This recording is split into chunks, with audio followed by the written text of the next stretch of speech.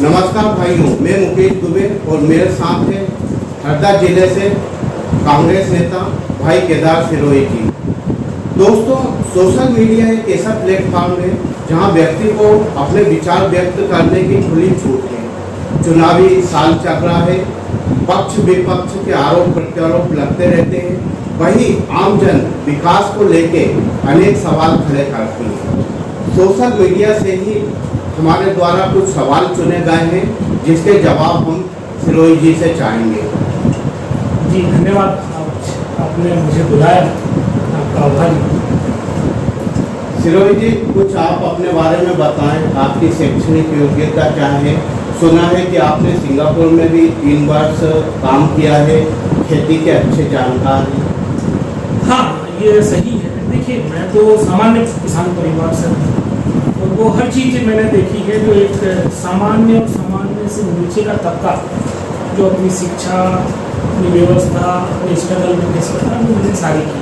जैसे कि स्कूल सरकारी में तो पूरी जगह सरकारी स्कूल में पढ़ा हूँ, सरकारी कॉलेज में पढ़ा हूँ, एग्रीकल्चर से MSc किया, फिर MBA किया और फिर मुझे देश के अच्छे कारपोरेट्स ITC, NCX जैसे जो ग्रुप हैं इनके साथ मुझे काम करने को मिला। गवर्नमेंट में मुझे Indian institute of forest management के साथ काम करने का अवसर मिला। इसके बाद मुझे इंटरनेशनल लेवल पे भी जॉब अपॉर्चुनिटी मिली और मैंने बखूबी वहाँ पर अच्छे से काम किया। वो मेरे लिए एक अच्छे पल में मेरी जीवन के जो एक अच्छे जो समय की हम लोग बात कर सकते हैं उसमें वो मेरे साथ रहे। आपको राजनीति और समाज सेवा विरासत में मिली या छात्र जीवन? देखिए, मैंने कहा कि बहुत ही सामान्य परिवार से मिला। हम लोगों के यहाँ राजनीति कोई विरासत है नहीं और राजनीति से आज भी मेरे परिवार का कुछ ज़्यादा सरोकार है नहीं। हम लोग अपने खेती बाड़ी में लगे। हाँ, मैं जब छात्र था, जब मैं अपनी एग्रीकल्चर कॉलेज में था, तो वहाँ पर स्टूडेंट्स को प्रॉब्लम्स थी, तो वहाँ से हम लोगों ने स्टूडेंट की प्रॉब्लम्स को उठाया और अपने हक की बात करना शुरू किया। तभी से मुझे लगता है कि हम लोग इस सामाजिक जीवन में लोगों के सरोकार और मुद्दों पर हम लोग आते हैं। सही मायने में आप राजनीति से कब जुड़े, सक्रिय हुए? देखिए, ये जब बात थी कि मैं जब कारपोरेट में था और हम लोग पॉलिसीज में देश में जो नीतियां बन रही है किसानों के लिए, जो उनको देखते थे, समझते थे, क्योंकि मेरा सेक्टर भी एग्रीकल्चर रहा है। और जब मैं अपने लोगों में आता हूँ, देखता हूँ, तो मुझे बहुत बड़ा गेप दिखता है कि कागज देखी और जमीनी देखी में बहुत बड़ा अंतर है, बहुत बड़ा फर्क है। अगर आप कोई सी पॉलिसी उठा के पढ़ेंगे, कोई स्कीम्स पढ़ेंगे, तो उससे ऐसा लगता है कि पूरा चेंज होने वाला है, पर उसका इम्प्लीमेंटेशन जब जमीन पर आता है तो उसमें बहुत बड़ा लेकुना आ जाता है, उसको लोगों को पैरालाइसिस उसमें आ जाता है। तो वो चीज़ को देख के हमको लगा कि हमको ये चीज़ को ख़त्म करने के लिए हमको इस सिस्टम का हिस्सा बनना पड़ेगा। जब तक आप इसका हिस्सा नहीं बनोगे तो बाहर से आप आरोप प्रत्यारोप लगा सकते हो, बहुत अच्छी बातें कर सकते हो, पर जब आओगे तब यहाँ समझ में आएगा। और उसके बाद में हम लोग यहाँ आए, जुड़े, और मैं बहुत ही इसमें कॉन्फिडेंट हूँ कि जब हमने यूनियन बनाया, तो यूनियन बनाया तो हमने कई चीज़ों में बड़े ड्रामेटिकल जो ट्रेमेंडस चेंजेस है वो हमने सरकार से कराया। पॉलिसी, प्रधानमंत्री फसल बीमा हो, इवन सबसे बड़ा होता के लिए बात होती है मूंग के पानी के लिए। जब हम यूनियन में थे तो डैम के पानी का टेक्निकल एनालिसिस हमने किया, उसकी रिपोर्ट्स मांगी और वाटर यूटिलिटी का हमने काम किया। हमने देखा कि डैम का 30% जो पानी है वो स्पेयर में रखा हुआ रहता है, बरसात आती है बाहर चला जाता है, जबकि हमारी जो सॉइल है वो 3 क्रॉप के लिए कंफर्टेबल थी। उस समय हमने सरकार से अच्छी तरीके से लड़ाई लड़ी, इवन कानूनी लड़ाई तक हम लोगों ने वहाँ जाके लड़ने की उनसे बात की। हमने कहा जो ये डैम का पानी है ये हमारी अपनी संपदा है, हमारी अपनी पूंजी है, इसको आप नर्मदा जी में बरसात के पानी के साथ क्यों बहा रहे हैं, इसको तीसरी क्रॉप में आप दीजिए। उसका परिणाम ये हुआ कि हमने वो जनवरी में वो जंग सरकार के साथ की और उसमें हम जीते। उसका परिणाम ये हुआ कि हमारे हता को तो उसके बाद में तीसरी फसल के लिए पानी मिलने लगा। अच्छा, सोशल मीडिया पे अनेक लोगों ने पूछा है कि आप आम किसान यूनियन के संस्थापक सदस्य रहे, वर्षों आपने किसानों के साथ संघर्ष करा, फिर एकाएक कांग्रेस का दामन थामने का क्या कारण है? देखिए, इसमें बहुत अच्छा आपने प्रश्न किया। हम यूनियन चला रहे थे और मैं आज भी देश के जो सबसे वरिष्ठ किसान नेता हैं किसी भी राज्य के, उनसे सबसे बड़े संपर्क है और उन्हीं के मार्गदर्शन में हमने कम समय में बहुत अच्छे अचीवमेंट दिए थे, अच्छे किसानों को संगठित किया और एक अच्छी विचारधारा को उन्हें ट्रांसपोर्ट ले गए। हमारे जो वरिष्ठ नेताओं का जो अनुभव था उनका ये था कि हम 5 साल तो लड़ते हैं और जब चुनाव आता है तो हमें यह कहकर बैठा दिया जाता है कि आप गैर राजनीतिक हो, आपको राजनीति नहीं करनी चाहिए, जबकि आपको पूरा पता है पूरा सिस्टम राजनीति से चलता है। पॉलिसी बनती कहाँ, लड़ाई कहाँ पर है? लड़ाई हमारी ये कलेक्टर के गेट पर नहीं, लड़ाई हमारी सदन के अंदर है, जहाँ पर पॉलिसी बननी है, जहाँ पर हमारे भाग्य का फैसला होना। तो जब तक हम हमारे भाग्य की फैसले पर जाकर अगर बात नहीं करेंगे तो हमारा जो सोच है, जो हम वेलफेयर की बात करते हैं, जो हम परिदृश्य बदलना चाहते हैं, वो नहीं बदलाएगा। यहाँ 100 तोड़े मारिए, वहाँ एक कलम चलाना बराबर है। तो उन सबका ये था कि जो उनका अनुभव था, उन्होंने कहा कि उन लोगों को पॉलिटिकल इसमें आइडियोलॉजी में जाना पड़ेगा कि नीतियाँ मांगती। रहा सवाल भाजपा और कांग्रेस का, तो इसमें बहुत स्पष्ट है कि जो भाजपा और कांग्रेस में एक बेसिक जो अंतर है वो है कि कांग्रेस जो है वो बिजनेस पॉलिटिक्स में है, ये सोशल जस्टिस की तरफ सबकी सुनती है, गरीबों पर विशेष ध्यान देती है। तो इसलिए हमारे पास जो 2 ऑप्शन में बेस्ट ऑप्शन था वो कांग्रेस है। माना कि अगर आपकी सरकार बनती है तो किसान हित मुद्दों की अनदेखी होती है, उस समय आप किसके साथ खड़े, किसानों के साथ या अपनी सरकार के साथ? किसानों के साथ खड़ेंगे, सरकार की इंस्ट्रूमेंट बजाएंगे। सरकार का मतलब ये थोड़ी है कि वो उन लोगों की आवाज ना सुने।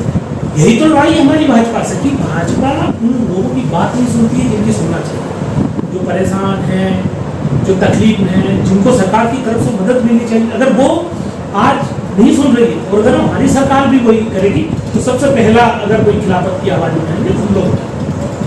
अगर पार्टी आपको प्रत्याशी बनाती है तो आप किस आधार पर चुनाव लड़ेंगे, मुद्दे क्या रहेंगे आपके?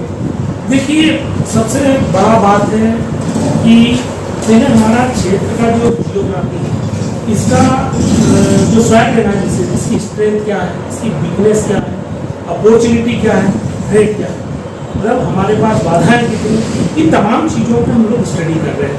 इन स्टडी के आधार पर जो हमारे हरदा के लिए बेस्ट हो सकता है। देखिए, हमारी ताकत है, हमारे यहाँ पोटेंशियल है, लैंड भी है, लेबर भी है और लोग भी है। ये सारे लोगों में अपना स्पेशल पोटेंशियल है, ये हमारी एक ताकत है। हमारे पास अपॉर्चुनिटी ये है कि हमारे पास जो हमारा जियोग्राफिकल जगह जो है, इस पर पूरा बैरल है, खाली पड़ा हुआ, जितना आप काम कर सकते हो वो कर सकते हो, करने की छूट है। आप किसी भी सेक्टर में चले, एग्रीकल्चर में देख लीजिए, प्रोसेसिंग में देख लीजिए, इंडस्ट्री में देख लीजिए, आप किसी भी सेक्टर में जाके आप आगे बढ़ सकते हैं। हमारे पास बिजनेस ये रही कि हमारे पास दुर्भाग्य रहा कि हमने हरदा में जो लीडरशिप दी, विशेषकर जो ये पिछले जो साल निकले, जो डेवलपमेंट के साल थे, वो सिर्फ नारों में निकाल दिए। नारे लगाने के अलावा कोई काम नहीं किया, तानाशाही के अलावा कोई काम नहीं किया। जहाँ लड़ना चाहिए वहाँ लड़ेंगे। आप देखिए, हम एग्रीकल्चर में नंबर 1 की बात करते हैं, कौन सा एक प्रोसेसिंग सेक्टर है। यहाँ के फार्मर की जो आर्थिक स्थिति है उसमें क्या बदलाव, वो जो अपनी मेहनत पे कर रहा है, जो पा रहा है वही उसको मिल रहा है। हाँ, एक अयोग्य नेतृत्व के कारण किसानों के ऊपर जो चोट हो रही है वो आप देखिए, वो फसल बेचने में भी उसको कमीशन लग रहा है, वो खाद बीज खरीद रहा तो उसको कमीशन लग रहा है, उसके यहाँ नकली बीज आम बिक रहा, जो टेक्नोलॉजी ट्रांसफर फील्ड को होनी चाहिए थी वो नहीं हो रही है। तो जो सरकार से सहयोग मिलना चाहिए था वो फार्मर्स को नहीं मिला, नहीं तो हमारा किसान जो है वो और आगे की तरफ जाता है। किसान देश समाज की रीढ़ होता है। किसानों को आत्मनिर्भर और समृद्ध बनाने की दिशा में आपका क्या कहना है? देखिए, ये बहुत ही जटिल चीज हो चुकी है और 70 साल से जब देश आजाद हुआ उसके बाद में हमारी सरकार जो भी रही वो बहुत कोशिश करती रही है और कई बार हमने बहुत अच्छा उसको आगे ले गए, कई बार हम थोड़ा सा उसको पिछड़ गए। जब हमने फार्मर का हित समझा, जब हमने योजना बनाई, उसमें पूरा फार्मर का हित रखा, तो हम लोग आगे गए, तो हमने हरित क्रांति ले आए। जब हमने कारपोरेट का हित रखा तो हमने दिल्ली का किसान आंदोलन लेके आ गए। तो सवाल इसमें बहुत बेसिक है कि अभी हमको 2-3 चीज़ों पर ध्यान देना होगा कि हमारी उत्पादकता बढ़ाना है और कास्ट कम करना है। जैसे ही उत्पादकता बढ़ेगी, कास्ट कम होगी, वैल्यूएशन होगा, प्रोसेस होगा, जो उसका मार्जिन है वो फार्मर की तरफ जाएगा, सारी दशा सुधर जाएगी। अच्छा, खेती से आय दुगनी करने का वादा तो किया जा रहा है, तो ये आखिर कब तक पूरा होगा और कैसे होगा? जिस दिन देश का जो लीडरशिप है वो सोच लेगा, उसके अगले दिन देश के किसानों की स्थिति सुधर जाएगी, आय दुगनी 100% हो जाएगी। ये बात करता है लीडरशिप की विल पावर। जिस दिन भारत में के लीडर का विल पावर बढ़ेगा, कागजी प्रेजेंटेशन से वो दूर होंगे, जमीनी हकीकत पे बात करेंगे और जो छोटी छोटी समस्याएं उनका जो समाधान करेंगे, तो निश्चित तौर पे आय दुगनी किसानों की हो जाएगी। अभी जो बातें हो रही वो कागज पर हो रही, एमएसपी का कैलकुलेशन हो रहा है वो कागज पर हो रहा है। आप देख लीजिए भारत में भूसी ग्राम बेचने जिसका एमएसपी तय होता है, पर उसके एमएसपी का एक हिस्सा उसको नहीं मिलता। तो इसका मतलब है कि वो फिजिबल है ही नहीं। तो जहाँ फिजिबल नहीं है उस पर हम लोग बात करें, तो मुझे लगता है देश और किसान के साथ आंख में मिर्ची जोड़ने का। अच्छा, लोगों का आरोप है कि सोसाइटी में खाद बीज सबसे पहले बिचौलियों को जाता है, आम किसान आदिवासी रास्ता देखते रहते हैं और बिचौलिया माला माल हो रहा है। या बिल्कुल सही है। कल की घटना था कि हम लोग एक ट्राइबल गाँव में गए, तो स्कूटी मोपेड पे एक किसान है, वो यूरिया की बोरी लेके आ रहे थे। उन्होंने रोका, उनसे पूछा कि ये बोरी कहाँ से ला रहे थे? उन्होंने कहा हम किराने की दुकान से, किराने की दुकान से ला रहे। हम पूछा कि इसका भाव क्या है? बोले 380 रुपये। तो 270 की चीज हरदा में 380 रुपये में मिल रही है, जो इसेंशियल कमोडिटी एक्ट के तहत है, जिसके लिए लाइसेंस होना, जिसको बिना लाइसेंस के बेच नहीं सकते। तो जब इस तरह का काम चलेगा, वो भी सरकार के संरक्षण, तो स्वाभाविक है कि बिचौलिए मालामाल होंगे और किसान परेशान होगा। अब वो जो खाद है वो सोसाइटी से मिलना था किसान को, उसकी जो रजिस्टर्ड दुकान है उससे मिलना था, तो किराने की दुकान पे मिल रहा है। तो हम तो कहते हैं कि लानत है जो हमारे निजाम है कमल पटेल, मध्य प्रदेश के कृषि मंत्री है, तो उनसे कई कह रहे थे कि तो लानत है कि एक कृषि मंत्री के क्षेत्र में एक प्रोग्रेसिव इलाके में अगर ये हाल है 300-400 रुपये का, तो आप दूर दराज के इलाकों की क्या स्थिति से? अच्छा, सोसाइटी में धुलाई के समय पर ट्राली कमीशन लिया जाता है, जैसा आप आए दिन आरोप लगाते हैं। बिल्कुल खुलेआम ले रहे हैं। मैं आरोप क्या लगा रहा हूँ, पूरा मध्य प्रदेश का किसान लगा रहा है। ये जो मॉडल दिया है कमल पटेल का मॉडल कहना चाहिए, इसको खुलेआम कहना चाहिए। आप पिछले 3-4 साल से देखिए, अच्छे माल किसानों का तुलने में पैसा वेयर हाउस पे जा रहा हो, पूरा माल बदला जा रहा है। तुलाई में तो कमीशन है ही, वेयर हाउस को देने में कमीशन हो रहा है। मैं 2 साल पहले की घटना बता रहा हूँ कि वेयर हाउस का रजिस्ट्रेशन होता है नंबर 1, 2, 3, तो रजिस्ट्रेशन के बेस पर उनको अलॉट होना चाहिए। तो नंबर रजिस्ट्रेशन का हटा दिया गया। जो आज जिसका मुहूर्त हुआ है, उद्घाटन हुआ, शिलान्यास मतलब उसकी फीता कटा, उस पर आज काम चालू हो गया। 2 साल से वेयर हाउस है, उस पर काम चला। और ये कमीशन खोरी क्यों चालू की हरदा में, मध्य प्रदेश में आपके 30% से ज़्यादा है गवर्नमेंट के वेयर हाउस की, 70% खाली है। तो उनको खाली रख के निजी वेयर हाउसों को क्यों बना दिया? क्या वजह है? उसका वजह सीधा है कि 5 रुपये बोरी का कमीशन। अब जब आप इस तरह का कमीशन मॉडल चलाओगे तो 3 किसान बिलों में आप ये बताओगे कि सरकारी संस्थान घाटे में, अरे आपकी नीयत घाटे में। अगर आप इस वेयर हाउस को पहले भरते सरकारी वेयर हाउस तो ये फायदे में आता। अब ये 3 साल से खाली है तो स्वाभाविक घाटे में जाएगा। अगले साल आप बताओगे लोगों को, देश को, कि ये संस्थान जो घाटे में, इसलिए हम लोग इसको बेच रहे हैं, और वही काम प्राइवेट ले लेगा तो प्रॉफिट में आ जाएगा। क्या नेता के संबंधियों के भी वेयर हाउस है? नेता के संबंधियों के क्या, हरदा में तो नेता के ही संबंधियों के और नेता के वेयर हाउस है। आप देखिए कमल पटेल के खुद के वेयर हाउस है, उनके परिवार के नाम पे वेयर हाउस है, उनके आए दाएं बाएं घूम रहे, उनके सारे लोगों के आप नाम देख लीजिए, सबके वेयर हाउस है, सबके यहाँ जाके वो उद्घाटन कर रहे हैं, सबसे अपील कर रहे हैं इन्हीं वेयर हाउसों को। आज की तारीख में हरदा में जो वेयर हाउसिंग है वो भाजपा वेयर हाउसिंग है, एक पार्टी का वेयर हाउस है। सारे लोग जो उनसे जुड़े उन्हीं को काम किया। उसके एवज में सरकारी वेयर हाउसों को खाली रखा गया। जो व्यापारी थे, जो हार्डकोर, जिन्हें पॉलिटिक्स से कोई मतलब नहीं है, उनको दबाव डालकर उनसे ये कहा गया कि आप या तो हमारी पार्टी में ज्वाइन हो जाइए या ये धंधा छोड़ दीजिए। तो अभी धंधे का राजनीतिकरण हो रहा है। जो मैंने कहा ना, भाजपा बिजनेस पॉलिटिक्स करती है, तो वो धंधे का, व्यापार का राजनीतिकरण करती है, उसको उसमें भी भाजपा का राजनीतिकरण कर रही है। क्या भाजपा में है वही आपका व्यवसाय है। हरदा की बेटी सुश्री अवनी वंशल द्वारा एक पीसी रखी गई थी। उसमें पत्रकारों के सामने कहा गया था कि हरदा की जनता में भय का वातावरण है। उन्हें सही कहा। देखिए, अवनी हमारे लिए एक अच्छी बात है। वो विश्व की सबसे अच्छी यूनिवर्सिटी से पढ़ के आई है, लॉ की, हाँ, स्पोर्ट से पढ़ के आई है। सर्वोच्च न्यायालय में वो वकालत करती है, लोगों की बात करती है। तो जो वो बात कर रही है वो बिल्कुल तथ्यात्मक कर रही है और मैं उनके साथ हूँ। हरदा में आप सोशल मीडिया पर लाइक करने पर प्रतिबंध है। आप लिखने की बात तो छोड़िए, बोलने की बात तो छोड़िए, जो लाइक करता है, ऐसे हजारों केस आपको हरदा में मिल जाएंगे। जिनने लाइक किया उनको तानाशाह के यहाँ से फोन आया कि आपने लाइक कैसे कर दिया। तो हरदा में टोटल बहका माहौल। और यहाँ की राजनीति विकास की राजनीति नहीं है। यहाँ के लोग विजन पर नहीं आ पाए क्योंकि उनको भय से तोड़ा जा रहा, उनके ऊपर दबाव डाला जा रहा, उनको डरा जा रहा, धमकाया जा रहा। यहाँ तक कि मैं कई अनगिनत ऐसे केस बता दूंगा जिसमें पुलिस भाजपा की एजेंट बन के मंत्री का संरक्षण कर रही है, उनके लिए काम कर रही है, दबा रही है कि आप बोलिए मत।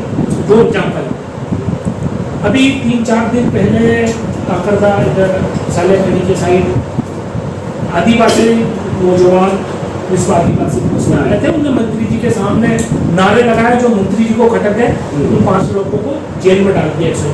हाँ, ये आपके पोस्ट में ले रहा था। भुवनखेड़ी में मंत्री जाते हैं कोई कागज के लिए शिलान्यास करने के लिए, वहाँ नौजवान जो होते हैं वो इनसे हक की बात करते हैं तो उनको थाने में बैठा दिया जाता है। 2 दिन तक वो थाने में बैठते हैं।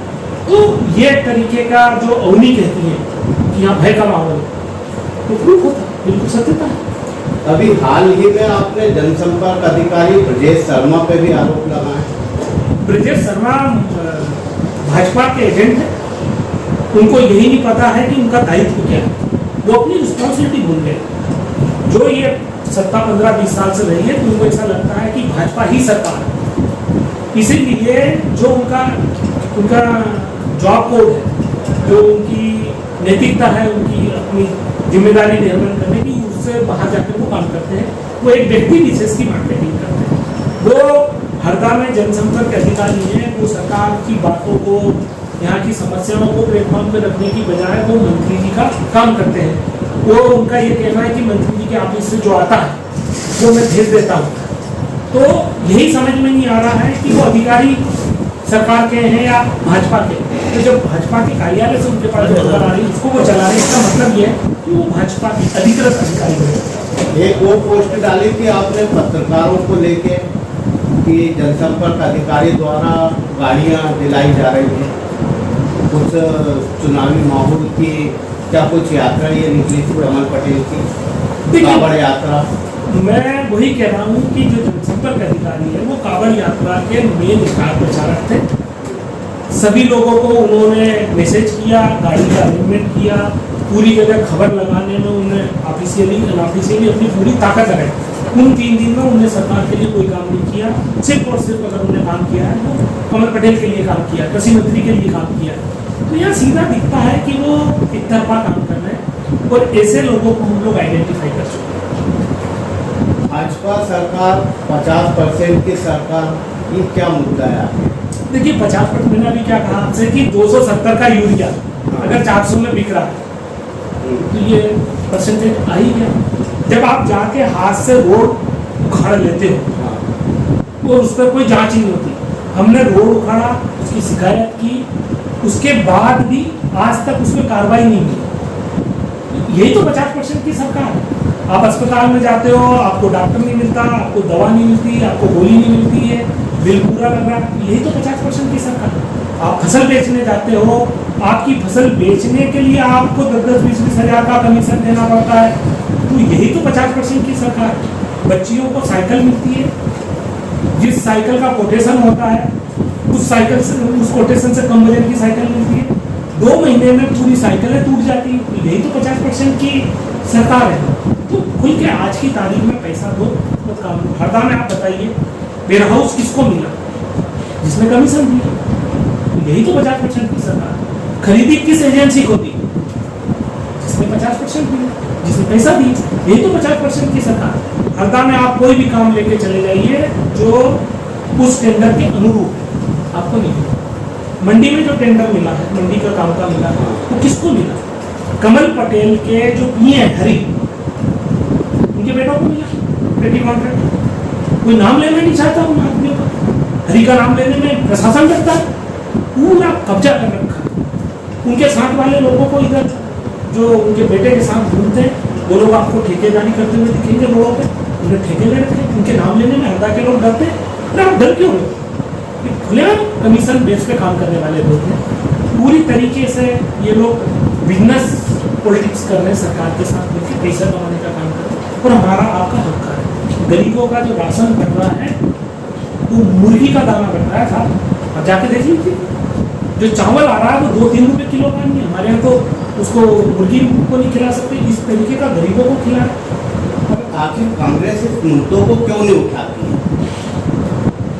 नहीं, इससे मैं आपसे वाकिफ नहीं हूँ। लोग तो डेली उठा रहे हैं, परंतु उठाने के बाद क्या है कि जो आज प्रशासन, वही मैं कह रहा हूँ कि प्रशासन इनका सहभागी बन गया, वो सुनना ही नहीं चाहता।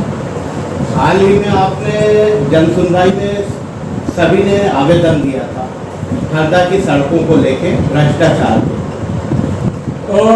अमन लोचवानी ने जो सड़क खोद के बताई थी, हाँ देखिए वो उस पर अभी तक क्या कार्रवाई हुई? वैसे तो हमारे लीडर्स को जन सुनवाई में जाना नहीं चाहिए, ये कोई तरीका नहीं। हमें धरना दे के बैठना चाहिए उस जगह पर और उन अधिकारी को वहाँ बैठना।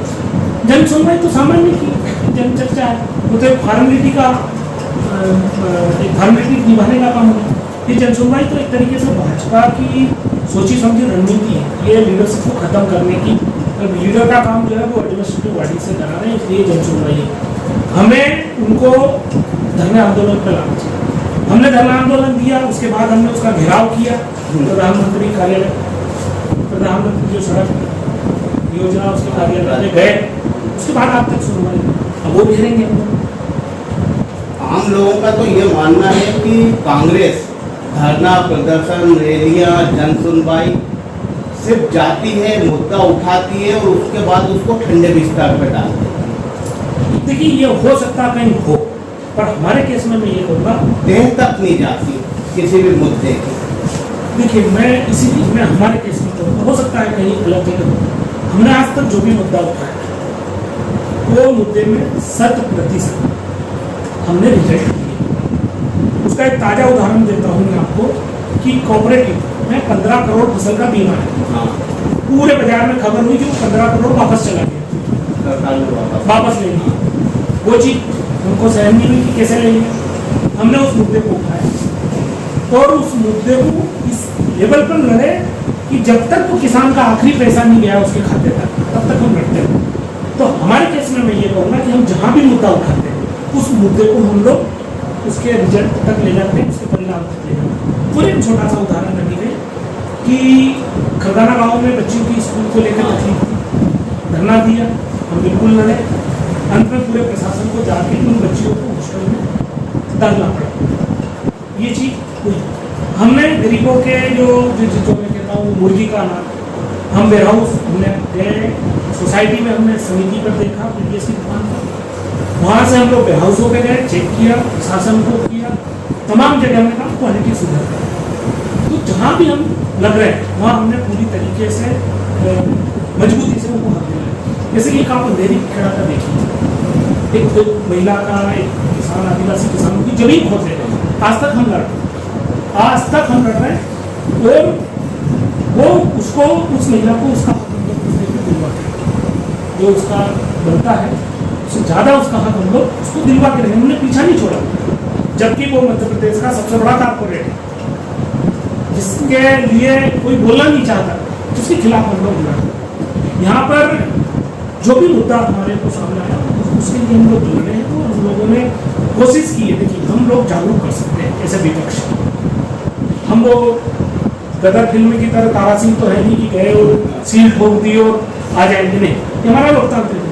हमारी जो लोकतांत्रिक ताकत है, जो हमारा संविधान हमें ताकत देता है, वो हमें ऐसे विपक्ष ये देता है कि आप कहीं गलत हो रहा है तो उसके खिलाफ आप बोलिए, लोगों को जागरूक करिए, जो मास ताकत है, जो हम लोगों की जन ताकत है, उसको सामने खड़ा की वो करने में सफल हो।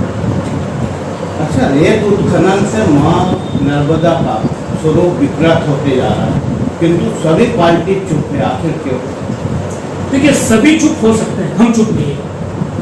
और ये आप सही कह रहे हैं कि मेघा पाटकर जी ने भी अभी कुछ दिन पहले स्टेटमेंट दिया नर्मदा बचाओ के लिए, काफी लंबे समय से उन्होंने कहा 2040 के बाद नर्मदा जी का अस्तित्व देखने को नहीं मिलेगा। इस लेवल पर हमने नर्मदा जी का उत्खनन किया है, इवन आज ही खबर छपी है और आप जाइए अभी पनडुब्बियों से वो रेत निकाल रहे हैं। हमने पूरी कोशिश की, हमने पैदल यात्राएं की, और जब हमने पैदल यात्रा की तो प्रशासन ने भी हमको डराया कि आप जाओगे, ये माफिया है, आप इस रास्ते से मत निकलो, हम दूसरा रास्ता कर देते हैं। हम पूरी नर्मदा में गए, लोगों को दिखाया कि उत्खनन होगा, तो ये उत्खनन पार्टनरशिप में होगा। वो कमल पटेल जो एनजीटी में जाना था, वो कमल पटेल जब आते जाते नर्मदा जी को भेंट करते दिखते हैं, कभी नारियल भेंट कर रहे हैं, कभी मछलियों के लिए दाना भेंट कर रहे हैं, वो कमल पटेल जो नर्मदा जी की कसम खाते हैं, कुछ दिन पहले उनको बचाने के लिए वो रुद्र रूप लेते हैं, आज वही कमल पटेल साइलेंट मोड में है। वो साइलेंट मोड का सीधा संबंध है कि इनकी पार्टनरशिप है। ये नर्मदा जी को अगर बर्बाद कर रहे हैं तो हमारे अपने जो लोग हैं यहाँ के नेता वो कर रहे हैं। और मैं तो नर्मदा भक्तों से आग्रह भी करूँगा आपके माध्यम से कि हमारे लोग इतने परिक्रमा करके आए, इतनी लोगों की आस्था है, एक एक दिन अगर यहाँ खड़ जाए ना तो मजाक नहीं है कि एक एक रेत का दाना भी ये उठा के ले जा सकते। आज दुर्भाग्य की बात देखिए कि नर्मदा की रेत से करोड़ों कमाया जा रहा और उससे लगा हुआ गांव जहाँ पर एम्बुलेंस नहीं जा सकती, इलाज की व्यवस्था नहीं, स्कूल में बच्चों के लिए बिल्डिंग नहीं है, तो जिनकी संसाधन है, जिनके अपनी एसेट्स उनको बेच के ये लोग कमा रहे हैं और वो लोग नहीं। तो आज तो हमारे को जरूरत है इन चीज़ पे बड़ा रिफॉर्म लाने की, बड़ी पॉलिसी को चेंज करने की। जो सिंगल मगरमच्छ इसको खा रहे हैं, इसको रोक कर जो वहाँ का हकदार है, जो उस पर जिसका अधिकार है, उसको इनके हक मिलना चाहिए। शिक्षा का पूर्ण रूप से व्यवसायीकरण हो रहा है। जब पालापुर आंदोलन करते हैं तो कोई भी नेता उनके साथ नहीं रहता, और यहाँ तक सुना गया है कि कांग्रेस और बीजेपी के बड़े नेताओं के प्राइवेट स्कूल हैं। ये हमारे देश को पीछे ले जाने का जो सबसे बड़ा कारण रहा है वो शिक्षा का निजीकरण है। देश आज़ाद हुआ तो आज़ादी में हम क्या चाह रहे थे? क्योंकि 1-1 लाख रुपए की फीस करना चाह रहे थे, नहीं चाह रहे। हमारी जो मूलभूत सुविधा है, जो गरीब है उस तक पहुँचाने के लिए आज ये सब ने सरकारी स्कूलों को बदनाम किया, जबकि महात्मा गांधी भी सरकारी स्कूल से पढ़े, नेहरू जी भी सरकारी स्कूल से पढ़े, अब्दुल कलाम भी सरकारी स्कूल से पढ़े थे, भगत सिंह भी सरकारी स्कूल से पढ़े थे। जो इस देश को इस स्तर पर लेके आए उसमें से अधिकांश लोग सरकारी स्कूल में पढ़े। अब मोदी जी कितना पढ़े वो तो मुझे नहीं मालूम, पर जहाँ तक भी पढ़े वो सरकारी में पढ़े। हमारे मनमोहन सिंह जी जो विश्व के सबसे अच्छे अर्थशास्त्री मिले वो भी सरकारी स्कूल में पढ़े, अब हम भी सरकारी स्कूल में पढ़े। तो जो ये व्यवसायीकरण हम जो शिक्षा का कर रहे हैं, ये हमारे देश के साथ और जो नीचे का तबका है, जिसको बाबा साहब ने, अम्बेडकर जी ने जो अधिकार देने की बात की थी, उस अधिकार से वंचित करने का एक षड्यंत्र है। मेरा तो ये है कि राजनेताओं को कम से कम शिक्षा और स्वास्थ्य जैसी सुविधाओं से दूर रहना चाहिए। जब तक आप इनसे दूर नहीं रहोगे तब तक आप बायस हो। अभी आपने स्वास्थ्य की बात करी है। हरदा जिले में ट्रामा सेंटर लाखों की लागत से भवन का निर्माण किया गया है और वर्तमान में उसका उपयोग ओटीबी में हो रहा है। देखिए, मैंने कहा ना विजनलेस लीडर, इनके पास प्राथमिकता एक ही थी, जो 1993 में जो भाषण देते थे वो 2023 में देते। इनमें कोई इनके भाषण में बदलाव नहीं है, उनकी संबोधन की शैली में बदलाव नहीं है, तो वो आदमी हरदा में क्या बताओ। आपको लगता है ट्रामा सेंटर शुरू होगा? ट्रामा सेंटर हमारी सरकार बनने के 1-1.5 महीने के अंदर, मैं कुछ दिन पहले अस्पताल गया, अस्पताल में हमारी लड़ाई थी कि वहाँ चादर नहीं मिल रही। बात देखिए, हम लोग जा रहे हैं, रेगुलर जाते हैं, मॉनिटरिंग कर रहे हैं, तो चादर ऊपर अच्छा सा आईसीयू बना पड़ा है, उसमें बहुत सी मशीनें अभी गोडाउन में रखी हुई हैं। तो यहाँ पर तो पार्टनरशिप का खेल चल रहा है। यहाँ के जो डॉक्टर हैं कुछ, वो सरकारी अस्पताल में कम और निजी अस्पतालों में ज़्यादा काम कर रहे हैं। अच्छा, दोगने जी के समय भी तो ये मुद्दा उठा था कि ट्रामा सेंटर कब शुरू होगा। हाँ, उठा था, उनको लड़ना चाहिए था, उनमें क्षमता है, तो उनको इसके बनवाने के लिए एक बड़ा मूवमेंट खड़ा करना चाहिए, अदा पूरा साथ। करोड़ों की लागत से नहरों का सीमेंटीकरण हुआ है और अभी उनको मरम्मत की आवश्यकता लग रही है, स्थिति बस से बदतर हो गई, क्या इसमें भी घोटाले की संभावना है? देखिए, 50% की सरकार जो घर घर लोग कह रहे हैं, वो देख रहे हैं तभी कह रहे हैं। इस नहर में ये हमारी लाइफ लाइन है हरदा की, किसानों की नहीं, इंतहा हरदा की। किसान की जेब में पैसा आएगा। देखिए, 3 जगह से पैसा जनरेट होता है, खेत खराब इधर से, तो हमारी खेत से कुछ जीवन देने वाली है। जब किसानों के पास पैसा आएगा तो बाजार में पैसा आएगा, बाजार में पैसा आएगा तो इंडस्ट्री खड़ी होगी, इंडस्ट्री खड़ी होगी तो एम्प्लॉयमेंट मिलेगा। तो जिन लोगों ने जो हमारी लाइफ लाइन है उसको भ्रष्टाचार कर लिया है, तो बाकी जगह का तो आप सोच लीजिए कि खुलेआम चल रहा है। हरदा की नहरों में खुलेआम भ्रष्टाचार, उसकी क्वालिटी खराब तरह की बन गई। शिकायत करने पर भी कोई सुनने को नहीं। आज कमल पटेल है तो मंत्री जिम्मेदार, मुझे तो नहीं लगता कि इतनी भी उतनी ईमानदारी होगी। कमल पटेल के साथ ईमानदार शब्द जोड़ना अपने आप में पाप है, जो मेरा अनुभव कहता है। अगर वो वास्तविकता में नेता होते तो क्या वो नहर के ऊपर प्रश्न बनाते? वैसे भी हरदा कृषि प्रधान शहर है। हाँ, वो उनको नहर में जो भ्रष्टाचार हुआ क्या उनको नहीं दिख रहा? वो तो बहुत तोड़ते हैं, गाँव में तो बहुत साफे और श्रीफल का स्वागत कराते हैं।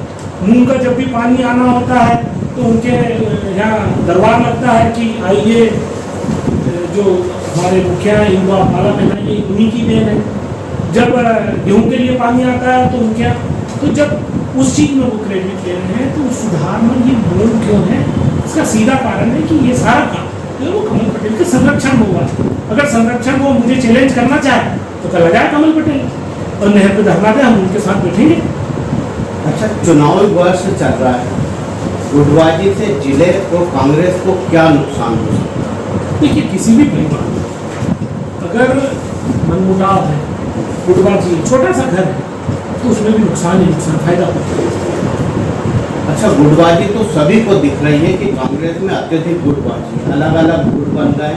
क्या ये चुनाव के टाइम गुट एक होंगे या टांग खींचने का काम करेंगे? नहीं, इसमें मेरा जो नजरिया वो थोड़ा अलग है। हमारी जो पार्टी है वो mass base party, cadre base party है, ये तो बहुत स्पष्ट है। भाजपा जो है वो केडर बेस पार्टी है, वहाँ ऊपर से ए लिखा आता है तो नीचे तक ए, सही है या गलत वो ए का ही रट्टा लगता है। देश जिस लेवल पे गया वो लीडरशिप के कारण है, भाजपा में लीडरशिप नहीं है। एक केडर है वो खड़ा कर देता है, कहीं के व्यक्ति को कहीं भी ले जाके उसको जो दे दी उसको मान लीजिए। जैसे कि हमारे दुर्गादास जी उनके आगे सांसद बन गए, केडर ने भेजा, वो बन गए, आज उनका परफॉर्मेंस क्या है? हमारे यहाँ लीडरशिप इसलिए डेवलप हो रही है कि ये लड़ती है, अपना काम करती है। तो शुरू में आपको अलग अलग तरह कह लेंगे, अलग अलग लीडरशिप दिखेगी, और इसमें जो सबसे ज़्यादा क्षमतावान होता है उसको उसमें मौका मिलेगा। तो हमारे यहाँ चुनाव में जब आदमी डिसाइड होगा उसके बाद कांग्रेस एक है, और भाजपा में जिस दिन टिकट मिलेगी उसके बाद फिर अंदर खाने सब अलग अलग है। जैसा आप अभी जो 39 लोगों का नाम आया उसमें देख लीजिए, कल तक वो एक थे, आज उनमें धड़े हो गए। हमारे में उल्टा है, हम टिकट मिलने तक अपनी अपनी सब कोशिश करेंगे। स्वाभाविक है, सबके अपने विजन है, सबके अपने कैरियर है, सबकी अपनी मेहनत है, तो हर आदमी चाहेगा कि जो योग्यता के अनुसार वो इस क्षेत्र के लिए काम करे तो उसके लिए वो अपनी बात रखेगा। तो जिस दिन जो टिकट फाइनल होगी वो हमारा रहेगा। अच्छा, सोशल मीडिया पे भाजपा से सुरेश जैन का नाम भी बहुत उम्मीदवार के तौर पे देखा जाता है। देखिए, कमल पटेल नेता है और जो उन्हीं ने कहा था कि अब भय, तो भय के कारण जनता नहीं बोल पाती। हम तो ये कह रहे हैं भय के कारण सुरेश जैन जैसे लोग नहीं बोल पाते। सुरेश जैन जो है अच्छे नेता है, उन्होंने यहाँ हफ्ता में उन्हें लंबा समय दिया उनकी पार्टी को, उनकी पार्टी के लोगों के बीच में उन्होंने काम किया। अमर सिंह मीणा जी काफ़ी लंबे समय से काम किया। उनके यहाँ ये जो पेड़ है इसके नीचे कोई बड़ा पेड़ हो नहीं सकता है। ये कारण ऐसा नहीं कि यहाँ एफिशिएंसी नहीं है, या उनसे टैलेंटेड लोग नहीं है, उनसे हार्ड वर्कर नहीं है, या उनसे बड़े विजन वाले नहीं है, परंतु उनके ऊपर डर और भय है जो हमारी योजना। जिले को बने 2 दशक से अधिक समय हो गया। बाईपास, रिंग रोड, कॉलेज जैसी ज्वलंत समस्या कब उसका समाधान होगा? देखिए, अभी तक हरदा में कोई बीमार होता है तो उसको हम भोपाल इंदौर रिफर करते हैं, तो उसका इलाज क्या है? रेफर करना। तो जब तक हम हमारी हरदा की जनता ये कमल पटेल को इस लीडरशिप से रेफर नहीं करेगी, रिटायर नहीं करेगी, तब तक ये समस्या का समाधान नहीं होगा। वो अपने 30 साल उसमें वो सर्वोच्च ताकत पर रहे, उनकी ताकत से भी ज़्यादा ताकत पर है, मंत्री रहे, पर वो कहीं भी अपने क्षेत्र को एक भी सौगात देने में कामयाब नहीं रहे। तो मेरा तो यही है कि ये सभी समस्या का समाधान जो है वो कमल पटेल की विदाई है। हरदा की बेटी अपनी वंशल का हरदा में आना और एकदम से बड़े बड़े कार्यक्रम करना, जनसंपर्क करना, चौतरफा रैलियां निकालना, क्या इससे कांग्रेस को सपोर्ट मिलेगा? ये कांग्रेस ही नहीं, पूरे हरदा के लिए सोच सकती है। हमें गर्व है कि हमारे यहाँ की बेटी इस तानाशाह के सामने उनकी पार्टी के लोग जो अपना बड़ा कद रखते हैं, सुरेश जैन जी हो, अमर सिंह मीणा जी हो, गौरी शंकर मुकाती जी हो, और तमाम उनके जो लीडर हैं वो बोल नहीं सकते हैं, मुंह नहीं खोल सकते हैं उस तानाशाह लीडर के खिलाफ। हमारे यहाँ की जो बेटी है वो बोल रही है कि हमारे लिए हरदा के लिए प्राउड का मूवमेंट है, और ये दिखाता है कि जो आज़ादी के आंदोलन में जो अंग्रेजों के खिलाफ जो हरदा लड़ा था, लगता है कि वही चीज़ें हमारे यहाँ ट्रांसफर। बरसों से बीजेपी की सरकार है, सोशल मीडिया, अखबार, न्यूज़ चैनल की खबरों को माने तो विकास 99% हुआ है। अब विकास थोड़ा बहुत और बचा है। इस विषय में आपके क्या विचार? देखिए, अभी मोदी जी का जो चश्मा है कि आप कीचड़ वाली रोड है उसको लगा लो तो आपको एक हाईवे दिखेगा। एक चश्मा आया था, उसमें आप रोड किनारे जाइए तो जो छोटे टूटे फूटे घर हैं वो आपको इंडस्ट्री की तरह दिखेंगे। तो अभी पेपर में वो जो लोग इस तरह की बातें कर रहे हैं उन्होंने यहाँ पर चश्मा लगा रखा है। अगर वो वास्तविकता में हकीकत देखें तो मैं कल ही गया था तो एक महिला का घर पूरी तरीके से साड़ी और तिरपाल डाल के वो बारिश से बच गई, उसको आवास नहीं मिला, जबकि उसको सबसे पहली प्राथमिकता में आवास मिलना चाहिए। उसके एवज में ऐसे लोगों को आवास मिला है जिनकी बिल्डिंग है। तो यहाँ तो पूरी तरीके से चौपट है। आपके हिसाब से बेरोजगारी कम हुई है कि बढ़ी? पहले मैंने सुना था मेरे दादाजी से कि हमारे लोग जब घर में आते उसके पहले बाहर मजदूरी करते, उसके बाद हमारे यहाँ नहर आई, सक्षमता बढ़ी, हम लोग अपने आप में थोड़े बहुत सक्षम होते दिखे। अब जब हम गांव में जा रहे हैं तो मेरी दादाजी की बात जो है वो मुझे फिर सुनने को मिलती है कि हमारे गांव के लोग बाहर गए। तो बाहर गए मतलब पलायन हुआ, उसका मतलब है हमारे यहाँ रोजगार नहीं है। पूरी तरीके से हमारे हरदा को बेरोजगारी ने जकड़ लिया। आज हमारा जो युवा जो उसकी स्ट्रेंथ है उसका कोई भी नहीं है। मैं पीतमपुर का प्रभारी था चुनाव में, वहाँ गया तो मुझे हरदा के अनगिनत लोग सबसे मेरी काफ़ी क्लोजली बात हुई, मैंने उनसे समझने की कोशिश की। तो सबका यही कहना था कि हमारे यहाँ रोजगार, छोटा सा रोजगार, उसी का परिणाम है कि जो आज हमारे तो हमारे यहाँ एक सबसे बड़ा अगर -9 अगर आता का देखा जाए तो वो लोग रोजगार। अच्छा, एक लास्ट क्वेश्चन, क्या कि रेलवे क्रॉसिंग में 1 से 2 घंटे के लिए फंसे, उस टाइम आप कैसा महसूस करते हैं? बहुत ही दुखद है। जहाँ एक तरफ हम चांद पे जाते हैं, जहाँ हम हरदा में 2 तरह का हरदा देखते हैं। एक हरदा जो गाँव में बहुत ही ग्लोरियस हो चुका है, बड़ी बड़ी बिल्डिंग बन गई, सर्व सुविधा तक। दूसरी तरफ ये देखते हैं कि इस तरह की छोटी है जहाँ पूरा देश कनेक्ट हो चुका है, बड़े बड़े हाईवे बन गए, 500-500 करोड़ में 1-1 किलोमीटर की अभी ट्रेन की रिपोर्ट आई, उसमें 1-1 किलोमीटर की सड़क बनी। और ये छोटे से अगर ब्रिज नहीं बन पा रहे तो ये तो इससे बड़ा दुर्भाग्य है हरदा के लिए कुछ नहीं हो सकता। अब आप अपने भाइयों के लिए क्या संदेश देंगे?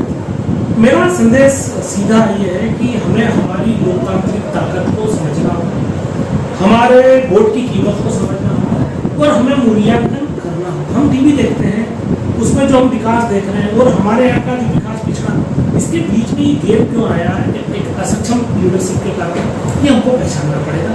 तो जो भी हम काम करें उसका हमको एक मूल्यांकन, ट्रांसपेरेंट मूल्यांकन करना पड़ेगा और जो बेस्ट है उसको हमको चुनना होगा। आपने अपना कीमती समय दिया, उसके लिए बहुत बहुत धन्यवाद। भाइयों, जैसा कि आप देख रहे हैं, सोशल मीडिया से कुछ सवाल उठाए गए थे और उसका जवाब हमने आज सिरोही जी से चाहा। उनने बड़ी निर्भरता से, आत्मविश्वास के साथ अपने जवाब दिया। अब हम जानना चाहेंगे कि अगला नेता या समाज सेवा करने वाले किस व्यक्ति से क्या सवाल किया जाए। सोशल मीडिया पे आपके जो जवाब होंगे, सवाल होंगे, वही हम पूछेंगे। धन्यवाद। मुकेश दुबे, जी न्यूज़ के